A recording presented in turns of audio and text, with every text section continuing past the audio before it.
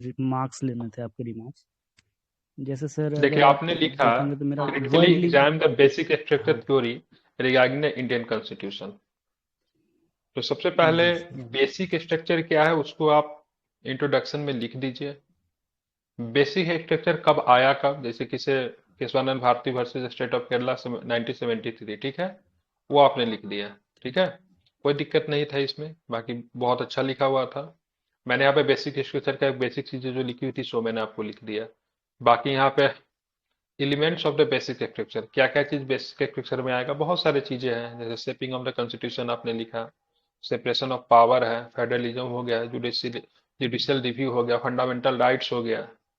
ठीक है, अब यहाँ पे मतलब देखेंगे evolution of the basic structure doctrine, मतलब कैसे कैसे शुरू शुरू में सबसे पहले आना शुरू हुआ। तो इसमें मैंने कुछ जजमेंट है, कुछ केसेस के बारे में जैसे बताया, जैसे सबसे पहले शंकरी प्रसाद वर्सेस यूनियन ऑफ इंडिया 1951 का केस था।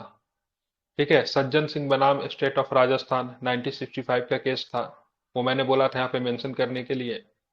साथ में गोलकनाथ बनाम versus state of Punjab 1967 case था। और यहाँ पे सबसे पहले शुरू में चीजें आ रही थी, फाइनल जजमेंट जो जुडिशरी की तरफ से, सुप्रीम कोर्ट की तरफ से Kesavananda Bharati versus state of, कौन सा स्टेट था, स्टेट ऑफ केरल। ठीक है, केरल। 1973। उसके बाद भी बहुत सारे केसेस है, जैसे 24 कॉन्स्टिट्यूशन अमेंडमेंट है 1971 में। ये सारी चीजें आपको यहाँ पे डाल देना था। ठीक है, तो भाई ऐसे ऐसे इसका विकास हुआ, ये क्रम रहा आपका विकास का। ठीक है, अब वहां पे feature of the basic access doctrine, क्या क्या फीचर है, तो कॉन्स्टिट्यूशनल सुप्रीमेंस, सुप्रीम कॉन्स्टिट्यूशन जो हमारा है सो है। ठीक है, वो सब आपने लिखा है, ये सेपरेशन ऑफ पावर आपने लिखा है, जुडिशियल रिव्यू आपने लिखा, फेडरलिज्म हो गया, फंडामेंटल राइट हो गया। अब यहाँ पे इम्प्लीमेंट क्या लिखा है, implication of the basic structure, basic structure theory का इम्प्लीकेशन कहाँ कहाँ पे होता है, तो सब आपने लिखा हुआ है। ठीक है, मैंने इसमें और भी कुछ कुछ चीजें मतलब जोड़ दी है। ठीक है, मतलब कॉन्स्टिट्यूशन को प्रमोट करता है। ठीक है, यहाँ पे जुडिशरी को मतलब काफी अधिक मजबूत करता है, ये सारी चीजें बात करेंगे से। और भी बहुत सारी चीजें हैं जो कि आप इसमें चाहो तो आप जोड़ सकते हो, इससे किस प्रकार से इसका इम्प्लीकेशन होता है, बोल सकते हैं ऐसे डेमोक्रेसी को स्ट्रांग करता है। ठीक है, लोगों को राइट्स को मजबूत करता है, ये सारी चीजें आप इसमें चाहे तो डाल सकते हैं। मतलब कहाँ पे इसका इम्प्लाइड कहाँ पे होता है, कहाँ पे मतलब बेसिक स्ट्रक्चर कहाँ पे अलाउ होता है। ठीक है, आपने लिखा है पॉलिटिकली स्टेबिलिटी आती है इससे, जुडिशियल एक्टिविज्म बढ़ता है इससे। ठीक है, अच्छा लिखा हुआ था। आप देखेंगे इसको क्रिटिसिज्म कहाँ कहाँ पे हम लोग इसका क्रिटिसिज्म कर सकते हैं, क्रिटिक किस प्रकार से करेंगे। अब बेसिक स्ट्रक्चर थ्योरी कहता है, जैसे भाई साहब जो संविधान का जो बेसिक स्ट्रक्चर है उसमें किसी प्रकार से आपका जो क्या बोलते हैं उसको यार, विधायिका जो उसमें किसी भी प्रकार की बदलाव नहीं कर सकती है। ठीक है, जैसे फंडामेंटल राइट हो गया, बहुत सारी चीजें जो कि द पार्ट ऑफ बेसिक है, जैसे मान लीजिए जैसे फेडरलिज्म है, संघवाद। ठीक है, उसमें किसी प्रकार का बदलाव विधायिका नहीं कर सकती है। तो एक तरफ तो संविधान उनको आर्टिकल 368 दिया है जो कि कहता है से भाई साहब विधायिका जब चाहे जिस प्रकार से चाहे क्या कर सकती है, कॉन्स्टिट्यूशन में चेंज कर सकती है, बदलाव कर सकती है, उनके अमेंड पास कर सकती अधिकार है। है अमेंड करने का। और दूसरी तरफ आप उन पे बेसिक एक्ट से लाद रहे हो, उनको एक तरफ से हाथ बांध रहे हो, तो कहीं ना कहीं कॉन्स्टिट्यूशन का एक हिस्सा और दूसरी तरफ जजमेंट का एक हिस्सा क्या करता है, दोनों में कॉन्ट्राडिक्शन उत्पन्न करता है कि नहीं करता है। तो ये इसका क्या हो गया, इसका क्रिटिसिज्म हो गया बेसिक फीचर का। ठीक है, समझ रहे हैं ना। और कुछ इसका कॉन्स्टिट्यूशन में कुछ ऐसा है भी नहीं, पहले से बेसिक स्ट्रक्चर जैसा कुछ नहीं था, बाद में जजमेंट आया और जजमेंट में बोल दिया ठीक है 1973 को ये हिस्सा हमारा बेसिक स्ट्रक्चर का हिस्सा रहेगा, इसमें विधायिका अपना हाथ नहीं लगा सकती है। ठीक है, अगर हाथ लगाएगी तो उसका क्या होगा, जुडिशियल रिव्यू होगा। ठीक है, कौन करेगी, तो भाई कोर्ट करेगा। तो आप एक तरह से विधायिका को काम करने से आप क्या कर रहे हो, उसको कंट्रोल करने की कोशिश कर रहे हो, तो ये इसका सबसे बड़ा क्रिटिसिज्म हो गया, है ना। जुडिशियल ओवर हाँ रीच है इसमें, बिल्कुल हर मामला को लेकर जुडिशियल के पास पहुंच जाना। ठीक है, पॉलिटिकल कॉन्फ्लिक्ट भी होता है, बिल्कुल होता है, कहीं ना कहीं से आप देखोगे तो अब कहीं ना कहीं से देखोगे से यहाँ पे मतलब विधायिका, ठीक है, और दूसरी तरफ न्यायपालिका, दोनों एक दूसरे से क्या होता है, टकराव जैसी स्थिति हो जाती है। जैसे विधायिका ने कुछ कानून बनाया, लॉ मेकिंग प्रोसेस किसके पास है, तो विधायिका के पास है ना, लॉ मेकिंग का उसने कुछ कानून बनाया, लेजिस्लेचर। आप उसे न्यायपालिका क्या कर रही है, उसको रिव्यू कर रही है। तो भाई न्यायपालिका के काम में जब विधायिका किसी प्रकार का इंटरफेयर नहीं कर रही है, तो न्यायपालिका भी अगर कहीं ना कहीं से इंटरफेयर करेगी विधायिका के काम में, तो इससे क्या होगा? मतलब क्या होगा? मतलब दो बॉडी के बीच में, दो कॉन्स्टिट्यूशनल बॉडी के बीच में क्या होता है? एक तरह से कॉन्फ्लिक्ट पैदा होता है, ठीक है? तो ये एक दिक्कत का विषय है, ठीक है? तो ये सब भी चाहो तो आप लोग लिख सकते हो आराम से, हालांकि अच्छा उत्तर था, किसी प्रकार की कोई दिक्कत नहीं थी, ठीक है?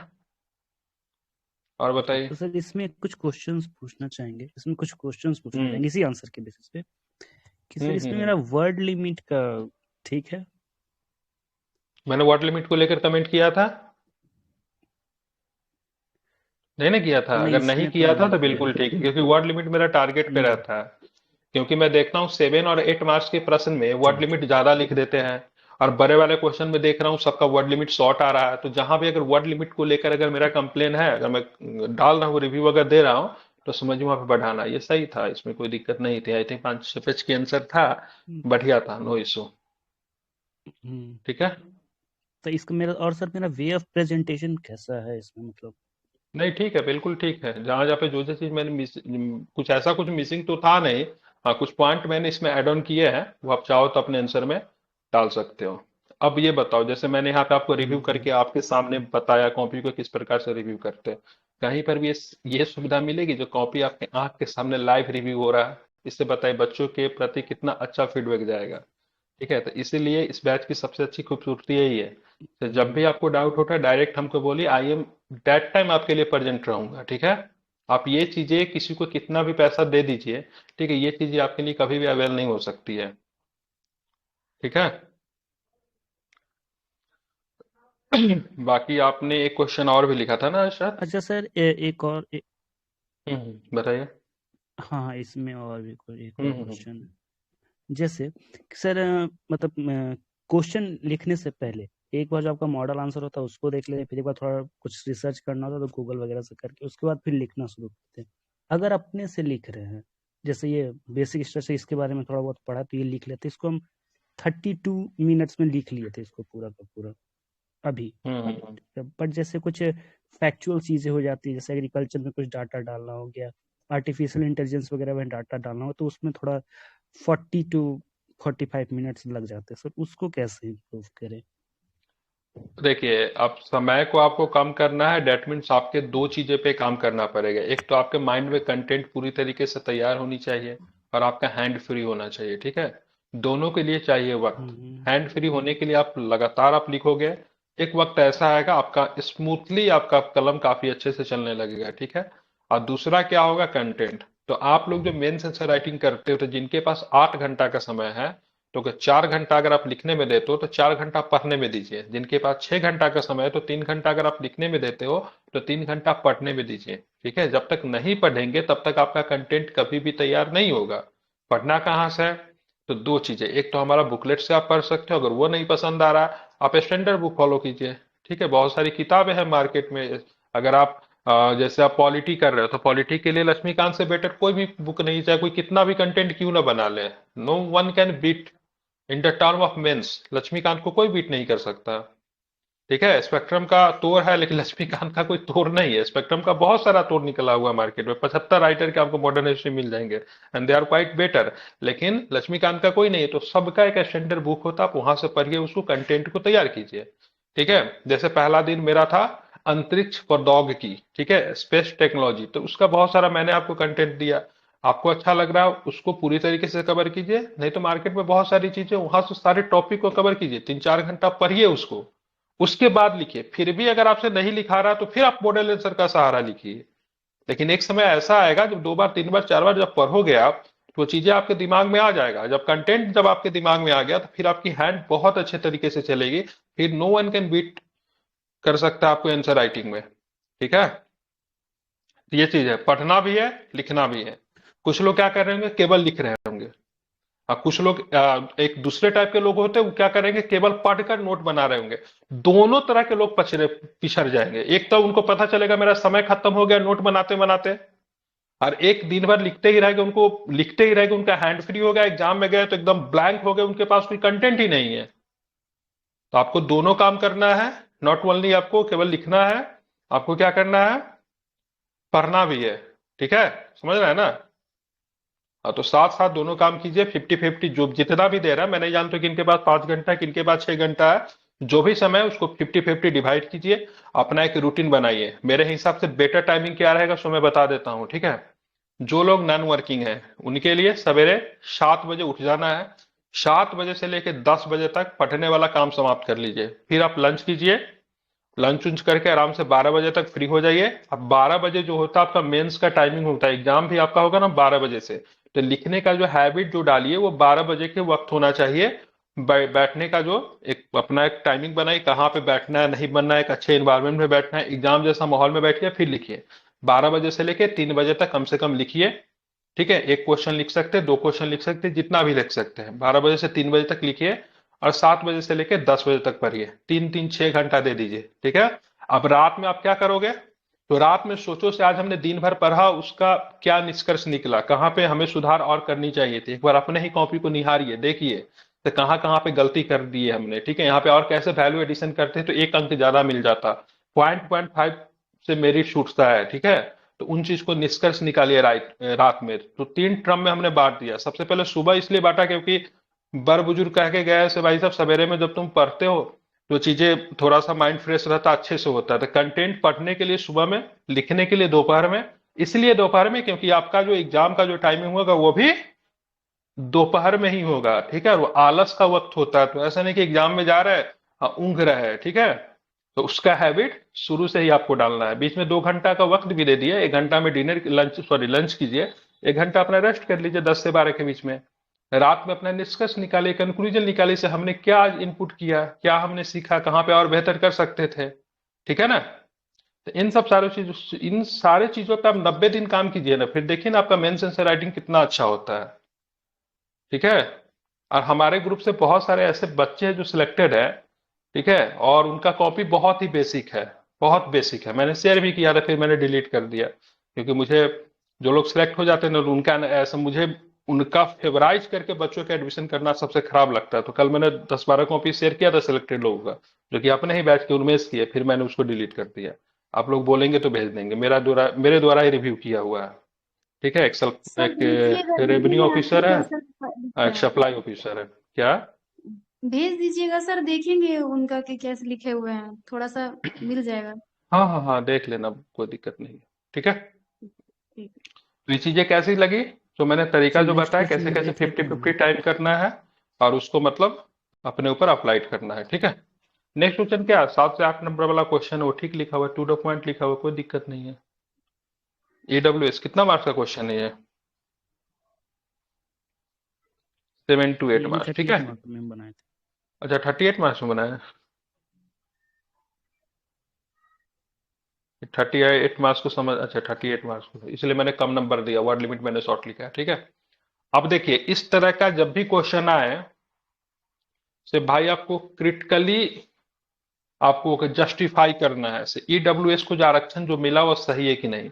तो सबसे पहले बात, इस कंडीशन में आपको you should be just a normal person, ठीक है। आपको एक न्यूट्रल पर्सन होकर चीजों को गाइड करना है, आपको यहाँ पे क्रिटिक नहीं बनना है। ईडब्ल्यूएक्स के आपका कोई भी कैटेगरी हो, ठीक है, हो सकता है आप ईडब्ल्यूएक्स आरक्षण के खिलाफ हो, या फिर हो सकता है यू आर द मतलब बहुत बड़े समर्थक हो आप, ठीक है, ईडब्ल्यूएस आरक्षण के, ठीक है। लेकिन आपको क्वेश्चन लिखने वक्त आपको मतलब क्या रहना, आपको you should be just a neutral person, ठीक है। सब कुछ आपको भूल जाना है, ठीक है। इस चीज को सबसे पहले देखिएगा, इस तरह के प्रश्न है क्योंकि इस तरह का प्रश्न इंटरव्यू में पूछे जाते हैं, और इस तरह के प्रश्न आपको कहाँ पे पूछे जाते हैं, मेंस में ही पूछे जाते हैं। बस आपका टेम्परामेंट को जांचते हैं से बच्चा क्या लिखता है। आप यहाँ पे कुछ भी लिख दोगे और सोचोगे सो लाइन लाइन नहीं पढ़ेगा, तो ध्यान में रखना एक दिन में मुश्किल से 1 से 2 मतलब बहुत लिमिट कॉपी उन लोग को दिया जाता है सर। एक दिन में आपको 10 कॉपी को चेक करना है, एक दिन में आपको 8 कॉपी को चेक करना है, और वैसे कंडीशन में एक एक लाइन को वो लोग पढ़ते हैं, ठीक है।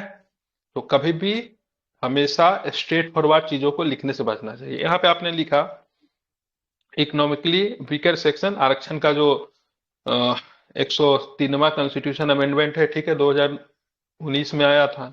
10% आरक्षण कोटा को मतलब एजुकेशनल एंड ग्राउंड पे मतलब मिलता है। यहाँ पे 2-3 चीजें मिसिंग थी, जैसे मतलब किस आर्टिकल्स के आधार पे ये चीज दिया गया, कोई बता सकते हैं? ईडब्ल्यूएस का जो आपका जो आरक्षण जो है सिर्फ भारतीय संविधान का कौन सा अनुच्छेद जो है इसको जस्टिफाई करता है?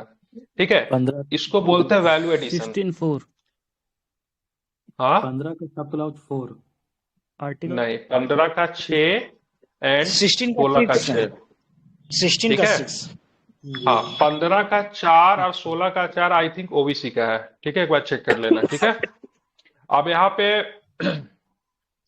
15 का 6 जो आरक्षण देने की बात करता है, ठीक है, 16 के 6 जो कहता है भाई साहब ठीक है आरक्षण तो दे रहे हो, लेकिन आरक्षण को किस आधार पर मिलेगा?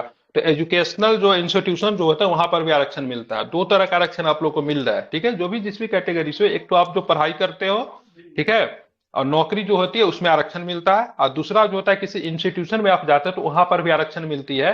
जैसे मान लीजिए कोई कॉलेज है तो वहाँ पे मेडिकल का सीट, तो भाई 10% वहां पे ईडब्ल्यूएस वालों के लिए फी रहेगा, क्या रहेगा, फिक्स रहेगा। तो अगर मान लीजिए से इस आर्टिकल्स के आधार पर आप अगर आरक्षण दे रहे हो एजुकेशनल में, तो पढ़ेगा तब ना नौकरी होगा। तो दोनों जगह पे जस्टिफाई करना पड़ेगा। मान लीजिए एजुकेशनल बैकग्राउंड में ही आरक्षण नहीं रहेगा, तो बच्चा का एजुकेशन ही नहीं होगा तो फिर नौकरी तक तो पहुंचेगा ही नहीं। ठीक है, तो दोनों जगह पे चाहिए। तो यहाँ पे एक चीज हो सकता था, यहाँ पे वैल्यू एडिशन में आपने आर्टिकल्स को नहीं डाला था। हमेशा इंपॉर्टेंट जजमेंट, ठीक है, और आर्टिकल्स वगैरह जो होता है पॉलिटी के टर्म में इसको डालना चाहिए। ठीक है, समझ गए?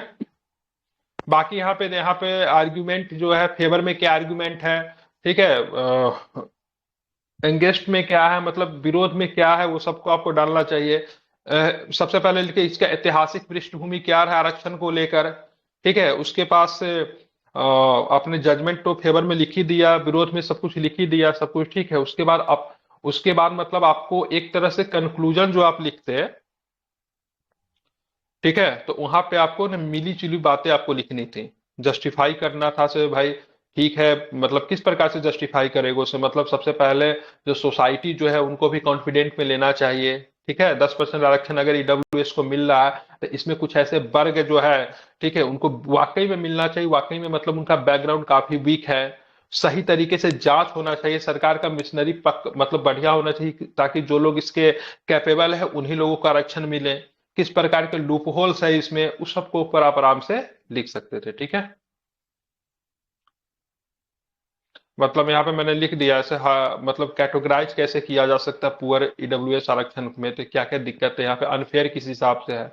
तो भाई साहब बैरियर जो रखा गया 8 लाख का रखा गया है। ठीक है, पॉवर्टी का एस्टिमेशन जो है से काफी खराब है, क्योंकि जो अभी हम लोग जो डाटा जो हमारे पास जो यूज हो रहा है, ठीक है, काफी पहले का है। तो ये सारी चीजें, डिफरेंट इनकम क्राइटेरिया रखा गया है जो कि अलग अलग चीज है। ठीक है, यहाँ पे मतलब यहाँ पे लिखना था how categorization of poor under EWS in unfair, मतलब अनफेयर क्यों है। ठीक है, तो इन सारी चीजों को आप डाल के अपने उत्तर को बेहतर बना सकते थे। हालांकि मैंने इसमें मार्क्स कम दिया था नहीं, हाँ, मतलब कुछ कुछ इसमें लूप होल्स थी, जैसे आर्टिकल्स मिसिंग था, वर्ड लिमिट कम था, तो ये सबको आपको डालना था। ठीक है,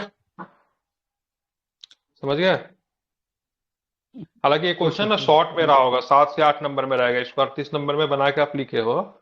तो इसीलिए मैं बोलता हूँ ना, जिस हिसाब से आप लिखते हो, जैसे क्वेश्चन को 38 में भी लिखा जाता है, 7 से 8 में भी लिखा जा सकता है, तो कम से कम मार्क्स डाल दीजिए, ताकि आकलन करने में मुझे ठीक रहे। आप तो कुछ लिखते ही नहीं, डायरेक्ट लिख देते, मुझे पता ही नहीं चलता कौन सा क्वेश्चन 7 8 नंबर पे मार्किंग करना है, कौन सा क्वेश्चन को 38 नंबर पे मार्किंग करना है, कौन सा का 7 नंबर पे करना है। तो सभी लोग मार्क्स जरूर लिखिए। अभी जो आपको जो डे 1 डे 2 डे 3 से लेकर जो क्वेश्चन जो ये सबके सब 38 मार्क्स का है। ठीक है, ध्यान में रखिएगा। तो इसलिए कोई भी लोग उसको 7 8 मार्क्स का समझकर उसको ना लिखे। ठीक है, क्लियर? ठीक है।